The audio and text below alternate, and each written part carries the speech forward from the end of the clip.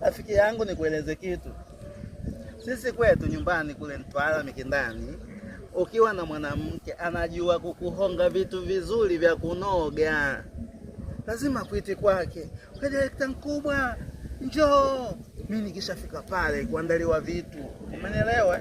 Unakuta pale ugali, anakuwekea ugali, samaki pale na nyama pale, anakuwekea na sangala wa kuchomwa pale, pilipili kidogo na karanga na kuwekea pale, matunda na hapa takutengenezea boga lile analitoa ile, afa anatoa nyama yake ile, afa anakuwekea pale juu na korosho wepo.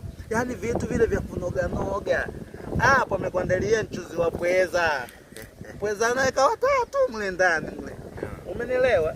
Unasikia direkta mkubwa, wewe kula tuje nafasi. Umeelewa? Sasa Dar es Salaam ukishafika mwanamke anakuambia eti wewe toa kwanza shilingi 10,000 au shilingi 30,000 tukachukue mahitaji. Wepo. Wewe hapo wewe unaelewaje hapo? Kupigwa huko. Na ndo maana mimi hapa wananona ngumu, sina demu, kwa sababu wa Dar es Salaam mimi siwawezi.